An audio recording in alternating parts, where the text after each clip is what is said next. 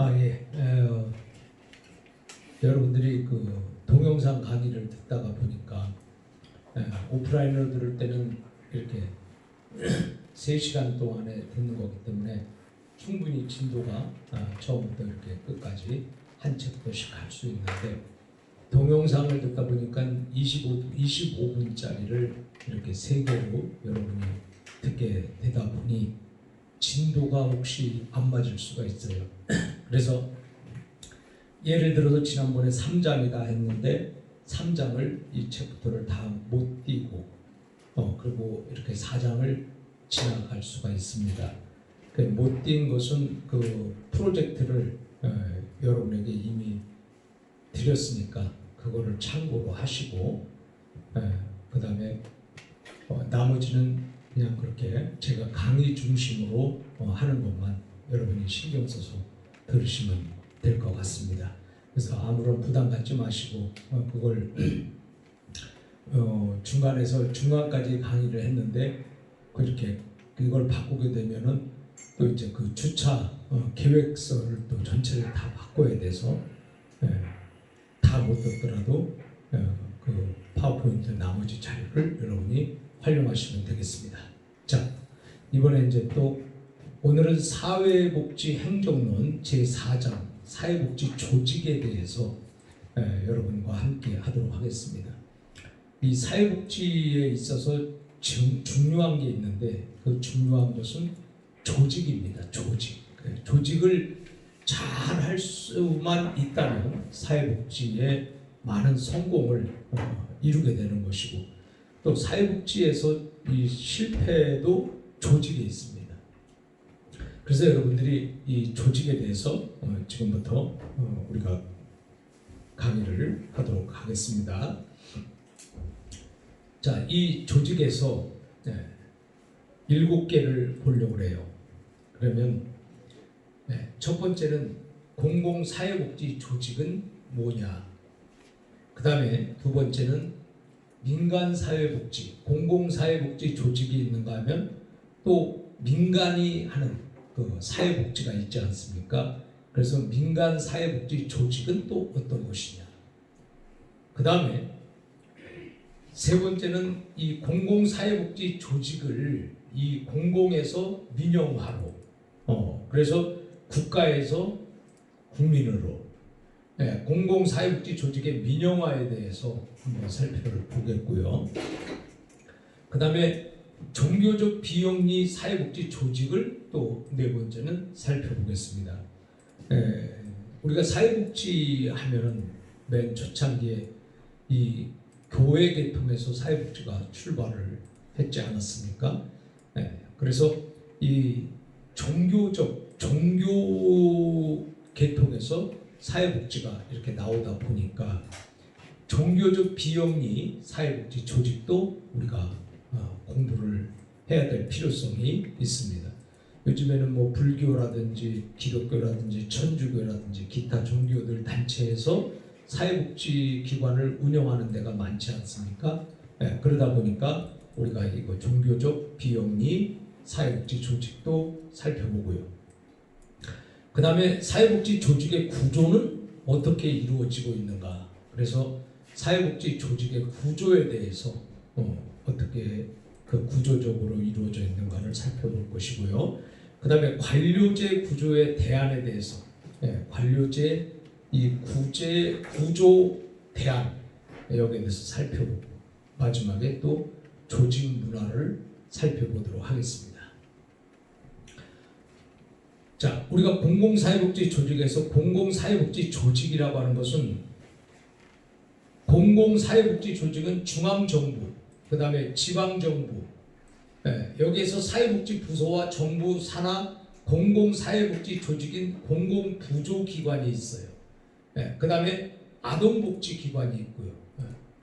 공공사회복지 조직입니다. 그래서 공공부조기관, 그 다음에 아동복지기관, 그 다음에 정신건강센터와 같은 이런 관료 조직이에요. 관료라고 하는 것은 국가가 그 공적으로 실시하는 그런 의미에서 관료 이렇게 우리가 말하고 있습니다. 자, 공공사회복지 조직에도 전문사회복지사가 근무합니다. 전문사회복지사라면 오늘 국가에서 하는 이 공공사회복지 기관도 전에는 옛날에는 공무원이 했지만 지금 공무원이 아니라 물론 공무원도 되지만은 사회복지 전담, 사회복지 전문가, 그래서 사회복지사가 이런 것들을 이렇게 하고 있다, 이렇게 생각하시면 되겠습니다. 그래서 이들은 공무원 신분을 가지고 정부를 위해 일을 합니다. 그리고 당연한 말이지만 공무원 직무 규정의 규제를 받죠. 왜냐하면 공무원으로서의 전담 사회복지거든요. 그러니까 전담 공무원인데 사회복지 전담 공무원이에요. 이렇게 되다 보니까 당연히 공무원 직무 규정의 규제를 받죠. 그래서 공공사회복지 조직은 합리적이고 효율적인 전달 체계를 중요시해요. 그래서 이 전달 체계를 공공사회복지기관이니까 국가 정부잖아요. 그러니까 이 전달 체계가 합리적으로 이루어져야 된다. 이것을 강조하고 있다는 얘기입니다. 자, 우리가 보면 공공사회복지 조직을 보면 개념에서 예를 들면 중앙정부와 지방정부의 사회복지 부서와 정부 산하 공공사회복지 조직인 공공부조기관이 있죠. 아동복지기관, 정신건강센터, 이런 것들이 이제 공적인 그런 사회복지 조직이에요. 그래서 이것들은 합리적이고 효율적인 전달 체계를 중요시한다고 아까 말씀을 드렸죠. 그리고 이것을 운영하는 사람들이 공공사회복지 조직의 전담 사회복지사다. 그래서 공무원 신분을 가지고 정부를 위해 일하고 공무원이기 때문에 공무원 직무 규정의 규제를 받는다, 이렇게 지금 이 개념을 말하고 있어요. 그래서 특징으로서는 이 공공사회복지 조직의 특징은 관료제 구조예요. 관료제니까는 위에서부터 정부 위에서부터 밑으로 이렇게 조직, 하위 체계, 이런 조직으로 이루어져 있죠. 그 다음에 여기서는 전문가가 위입니다. 그러니까 이런 것들을 사회복지 조직의 전문 사회복지사들 있잖아요. 이런 거에서 전문가가 위를 간다. 전문가가 위에 자리를 가지고 간다는 거예요. 그 다음에 대중에 대한 책임이 있어요. 그리고 처우의 공평성, 그래서 행정의 불편 부당성 같은 거, 이 처우의 공평성을 말하고 있고, 그 다음에 자급자족, 자체 역량으로 업무 수행을 하는 것, 이런 것들이 특징적이다, 이렇게 보시면 되겠습니다. 자, 민간사회복지 조직에 대해서는 어떠냐? 아까 공무원 쪽에서 공공사회복지 조직을 살폈어요. 자, 이번에는 민간사회복지 조직이에요. 자, 민간사회복지 조직은 사회조직이나 개인이 공적인 기부금, 그래서 개인이 기부를 한다든지 아니면 사회조직이 기부를 한다든지 후원금, 자, 이런 것 또는 정부 보조금, 이런 것을 재원으로 해서 자신의 의지와 목적을 그리고 자신의 일정에 따라 사회복지 사업을 전개하는 거예요. 자, 그러니까 제가 예를 들어서 만약에 사회복지 조직을 가지고 있다. 그러면 우리 조직은 지금 정부로부터 보조를 받아야 안 받아요? 받잖아요. 예를 들어서 장기요양기관이라 할지라도 장기요양기관은 정부의 80% 보조를 받고 20%는 자체 수급자로부터 20%를 받아서 100%를 한단 말이에요. 또 재가복지 같은 경우에는 정부의 85%의 보조를 받고 15%는 그 본인 부담금으로 충당을 한단 말이에요. 물론 차상이겠지만 여기에서 이렇게 국민기초생활 수급자라든지 이런 분들은, 이런 조직은, 이런 사람들은 다 국가가 지원을 하지만은 일반적으로 재가복지는 15% 본인 부담, 나머지 85%는 국가가, 그 다음에 요양원은 80%를 국가가, 20%를 수급자가 이렇게 내는 거란 말이에요. 그러니까 여기에서 여기 사회 조직이나 개인이 공적인 기부금, 후원금, 그 다음에 정부 보조금, 요 세 개 중에서 세 개를 가지고 운영하는, 그리고 그 사회복지 사업을 전개하는 그것이 민간사회복지 조직이에요. 네. 자, 그러면 뭐가 거의 공공사회복지하고 민간사회복지하고 뭐가 다르냐? 공공복지는 다 100% 누구 어느 돈으로 합니까? 정부 돈으로 다 하는 거예요. 자, 민간사회복지는 100% 민간이 하는 게 아니잖아요. 네. 뭐 그 기관에 따라서 차이는 있겠지만은 정부가 보조를 해주는 거란 말이에요. 그 정부 보조금을 받고 또 더 나아가서 후원금 받잖아요. 그죠? 네, 후원금을 받아가지고 그걸 가지고 후원금하고 그 다음에 기부하잖아. 누가? 기부하면 그 기부금 플러스 후원금 플러스 정부 보조금, 요 세 개를 가지고 자기가 하고 싶은 일을 목적을 달성하고자 하기 위해서 만든 조직이 사회복지 조직인데 그것을 민간이다. 이래서 민간사회복지 조직이에요. 자, 이해 가시죠? 네, 그래서 정부에서 하는 거는 뭐 국가 그 기부금 받을 필요도 없잖아요. 또 뭐 후원금 받을 필요도 없죠. 근데 민간 사회복지 조직이 후원금도 받고 기부금도 받고 정부 지원도 받아요. 자, 그럼 예를 들어서 사회복지사로 여러분이 취직을 했습니다. 취업을 했습니다. 그럼 그 기관에 가서 여러분이 민간들을 향해서 후원금을 내가 잘 모았다. 그러면 그 사회복지사는 훌륭한 거예요, 아닌 거예요? 훌륭한 거죠. 네? 왜냐하면 사람들의 협조를 얻어낼 수 있고 또 거기서 또 이렇게 잘해서 기부금까지 또 받았다. 자, 그럼 기부금이 얼마나 많겠어요? 자, 그럼 기부금하고 후원금하고 그 다음에 국가가 도와주는 이 일부 보조하는 이거하고 그러면은 오히려 이것만 잘 되면은 공공사회복지보다 더 잘할 수 있어요, 없어요? 더 잘할 수 있지. 그래서 민간사회복지 조직이 공공사회복지보다 훨씬 훌륭할 수가 있어요. 더 좋을 수가 있어요.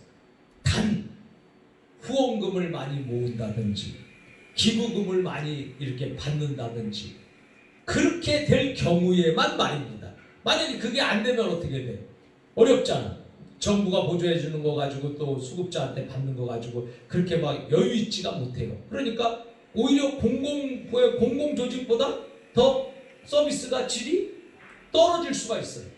네, 그러니까 이 후원금과 기부금을 잘 이렇게 그 활용을 잘하는 사람은 정부가 하라는 것보다 더 잘할 수 있는 것이고, 그렇지 못한 경우에는 정부보다 더 질이 떨어질 수가 있는 것이다. 근데 문제는 질이 떨어지는 게 문제잖아. 그렇죠? 그래서 여러분들이 사회복지사로서 기관에 들어가면 사회복지사가 말이에요. 그 기관을 위해서 기부금을 잘 이렇게 기부와 받을 수 있는 그런 리더십, 또 그런 능력, 그런 것이 있다면 최고의 사회복지사죠. 또 후원금을 잘 받아낼 수 있는 능력이 있다. 그래서 그런 게 있으면 역시 훌륭한 거죠. 그래서 여러분들이 어떻게 보면 예를 들어서 제가 사회복지사야. 그러면 예를 들어 큰 회사를 찾아갔어. 그 회사는 국가에다가 세금 내요, 안 내요? 세금 어차피 내잖아요. 그런데 사회복지사가 찾아가서 우리 기관이 이런 일을 합니다. 자, 이런 일을 하니까 우리 어차피 그 회사에서 세금을 국가에다 내지 않습니까? 국가에다 내는 그 세금을 저희 기관에다가 기부로 해주시면 안 되겠습니까? 그래서 만약에 그게 설득이 됐다. 그래서 좋다. 그러면 내가 너희에게 기부하겠다. 그러면 사회복지 기관에 기부한 그 돈만큼 세금에서 혜택을 보는 거예요. 어차피 세금 내나 사회복지 기관에다 내나 똑같은 거잖아요. 그죠? 근데 이게 광고가 잘 안 되고 PR이 안 돼서 사람들이 이 사회복지에다 내면은 세금 혜택을 받는데 그걸 모르니까 그냥 안 내는 데가 너무 많잖아요. 그렇죠? 그래서 여러분들이 기업을 할 때는 세금을 사회복지 기관에다 내시란 말이에요. 그러면 사회복지 기관에다 낸 것만큼 내가 세금 내는 데서 빼주잖아요. 그 어차피 세금은 내야 되는 거잖아. 그러니까 기부한 것은 그만큼 혜택을 본다. 오케이? 네. 그래서 여러분들이 혹시 만약에 큰 사업을 한다든지 그럴 경우에는 사회복지기관에 눈여겨보고 관심을 가지고 내가 후원을 할 수 있는가, 기부를 할 수 있는가, 그런 것도 하나의 굉장히 우리가 이 세상을 살아가는 방법 가운데 하나고 사회복지를 발전시키는 방법 가운데 하나다. 자, 그래서 민간 조직은 요 세 가지를 가지고, 자, 여기 보면 개인 기부금, 그 다음에 후원하는 거, 매달 얼마씩 후원하는 거잖아요, 온라인으로. 그리고 개인 기부금은 내가 한 번에 예를 들어 한 번에 내가 어르신, 내가 죽을 때가 됐어. 예를 들면 죽을 때가 됐는데 우리 집 재산이 100억이야. 내가 갖고 있는 거. 그 100억 기관에다가 제가 기증하겠어. 그러면 뭐야? 기부금이야, 후원금이야? 기부금이지. 근데 내가 당신 기관에 내가 다달이 1억씩 지원을 하겠습니다. 딱 그러면 그거 뭐야? 후원금이야, 기부금이야? 그렇지. 그래서 그런 것만 있으면 굉장히 이 공공사회복지보다 더 잘할 수 있죠. 돈만 많아봐. 뭐 서비스 질 좋고 얼마든지 잘할 수 있지. 그러니까 그 기부금이나 후원금을 잘 활용하, 그걸 모집을 하고 받을 수 있는 그것 또한 사회복지사의 엄청난 능력이다. 그 기술이에요. 아무나 그렇게 되는 게 아니야. 만약에 우리 기관에 어떤 그런 사람 하나가 들어왔어. 그래가지고 자기가 기부도 많이 모으고 후원금도 많이 모았어.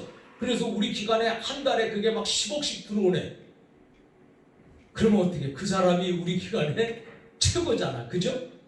여러분들이 그렇게 하지 말라는 법이 어디 있어요? 그냥 민간 사회복지 조직에서 그거 가지고 운영을 하니까 우리는 정부가 하는 것보다 더 실족해 나간다. 우리는 국가가 하는 것보다 훨씬 더 잘할 수 있다. 이런 프라이드를 가지고 얼마든지 사회복지를 실천할 수 있다 이 말이에요. 그러니까 항상 정부에 뒤떨어진다, 질 나쁘다 그런 소리 듣지 않아도 되고 더 잘할 수도 있잖아요. 그죠? 최고의 전문가들을 불러서 월급도 좀 많이 주고 질 좋은 서비스를 제공할 수 있다면 이 훌륭한 사회복지 기관이죠.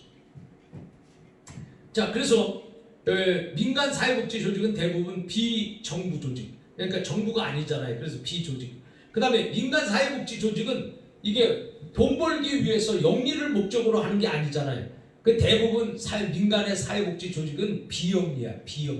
비영리라고 하는 것은 돈을 벌기 위해서 그 기관을 운영하는 것이 아니라 지역 사회를 위해서, 국가를 위해서, 나라와 민족을 위해서 운영하는 것이다 이 말이에요. 그래서 제가 갖고 있는 이 기관도 비영리예요. 그래서 비영리는 영리를 목적으로 하지 않는 거예요. 그래서 국가의 입장에서 하는 거죠. 자, 그 다음에 이렇게 비정부 조직이면서 비영리 조직의 형태로 운영되고 있다.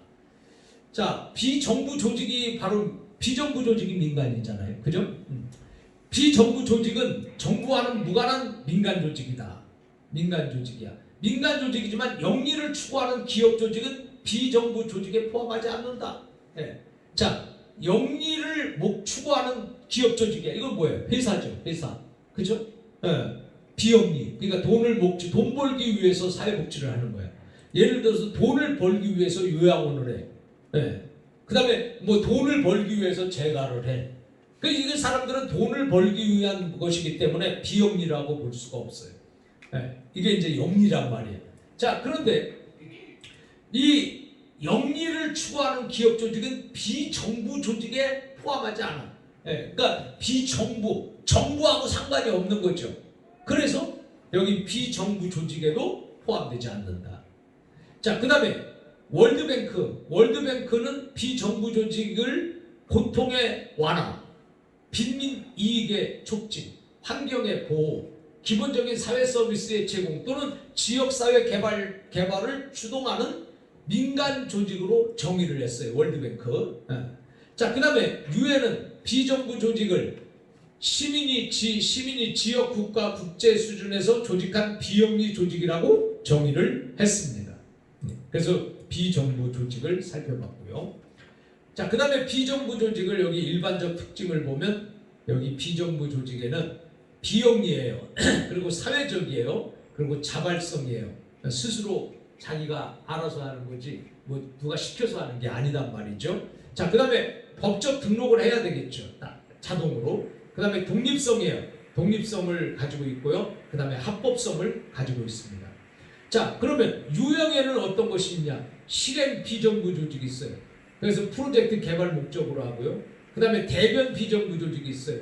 특정한 정책의 변화를 촉진하거나 옹호하는 데 목적이 있어요. 그 다음에 자선 비정부 조직이 있어요. 사회적 취약계층을 돕는 프로젝트를 톱다운 방식으로 실시하는 거예요. 그 다음에 서비스 비정부 조직, 그 다음에 참여 비정부 조직, 권능 부여 비정부 조직, 이런 것들이 유형이 있습니다. 여러분 책을 참고하시면 되겠습니다. 자, 비영리 조직이라고 하는 것은 뭐냐? 영리라고 하는 것은 돈을 벌기 위한 것이고, 비영리는 돈을 벌지 않고 사회를 위해서, 국가를 위해서 하는 거예요. 그러니까 예를 들어서 내가 영리 조직을 하게 되면 내가 월급도 내 마음대로 많이 가져갈 수 있잖아요. 근데 비영리 조직은 거기서 누가 뭐 이렇게 남는 돈 갖고 가는 게 아니에요. 거기에서 정부가 급여를 받는 거예요. 급여. 네. 그래서 급여를 받는 것이다. 저도 또 비영리 조직에 있기 때문에 저도 급여를 받아요. 월급이 있다 이 말이죠. 뭐 우리 기관에서 다 남는 게 내 거 아니에요. 그게 아니라 나도 고정적인 급여를 받고 있습니다. 자, 이런 식이죠. 그래서 비영리 조직은 이렇게 영리 이외의 것을 목적으로 하는 조직으로 수입을 조직의 회원들에게 이윤 또는 배당으로 배분하지 않고 자신의 목적 또는 사명을 위해서 사용을 한다. 이런 이유로 비영리 조직은 조세 감면의 대상이나 자선단체의 지위를 갖는다. 그래서 비영리 조직 중에는 자선조직이나 사회봉사 조직이 많다. 이렇게 됐어요. 자, 그 다음에 비영리 조직은 경제적 성공보다는 회원 또는 사회에 가치 있는 일을 하는 목적으로 하는 거예요. 그 다음에 비영리 조직의 특징 중 하나가 후원자죠. 그래서 비영리 조직에는 후원자를 둘 수가 있다는 거예요. 후원자. 그래서 저희도 이렇게 비영리 조직인데 후원자를 이렇게 둘 수가 있다는 거, 요게 이제 굉장히 중요한 거죠. 그냥 후원자들은 비영리 조직의 목적에 공감하여 조건 없이 일정한 금전이나 자신의 재능을 기부하는 평범한 시민들일 경우가 많다. 많은 비영리 조직이 이윤 창출보다, 이윤 창출이 아니에요, 사회봉사를 중시한다. 하지만 비영리 조직이 이윤 창출을 전혀 안 하는 것은 아니다. 그 말. 자, 그러면 예를 들어서 제가 우리 기관이 비영리 조직이에요. 그럼 비영리 조직이라고 해서 전부 다 그럼 뭐 사회로 다 환원시키는 건 아니잖아요. 그죠? 그러나 이윤을 창출을 목적으로 하지 않는다는 거예요. 그래서 왜 그 돈 많이 벌려고 하는 그런 데 관심을 갖지 않고 사회봉사 이런 쪽에 관심을 더 갖는다는 얘기입니다. 그러니까 나도 거기에 맞게 급여를 타는 거죠. 비영리 조직에서 비영리 조직으로 개인이 갈 경우에 만약에 회사는 조금밖에 없는데 자기 월급을 많이 갖고 갈 수 있어요? 못 갖고 가잖아요. 그러니까 회사의 능력만큼 갖고 가게 되니까 이게 이제 이런 것들을 이렇게 비영리 조직으로 이루어지고 있다. 이렇게 생각하시면 되겠습니다. 자, 이 비영리 조직의 개념에서 영리 이외의 것을 목적으로 하는 조직이에요. 그리고 유형에는 회원 봉사 조직이 있고 지역사회 봉사 조직이 있다. 이렇게 아시면 되겠고요. 그 다음에 비영리 사회복지 조직이 있어요. 비영리 사회복지 조직은 아까는 비영리 조직이잖아요. 근데 이번에는 비영리 사회복지 조직이에요. 비영리 사회복지 조직은 지역사회와 자원봉사와의 참여 아래 운영되고 있으며 기부금, 후원금, 정부 보조금, 서비스 이용료 등으로 프로그램의 재원을 찾고 있다. 자, 아까 거기는 세 가지가 들어있었어요. 기부금, 후원금, 정부 보조금이죠. 그런데 지금은 서비스 이용료야. 자, 서비스 이용료라고 하는 것은 예를 들어서 내가 우리 복지관에서 이발을 해줬어요. 머리를 깎아줬어요. 머리 깎아주는데 공짜로 깎아줘요? 다른 데는 머리 깎았는데 만약에 10,000원이다. 그러면 우리 기관은 2,000원이다. 예, 2,000원에 머리 깎아주는 거야. 그게 이제 우리 기관에서 하는 거지. 그러면 여기 요거 있잖아요. 서비스 이용료가 2,000원이잖아. 그러니까 그런 것들도 역시 기관의 돈으로 운영될 수 있다는 거죠.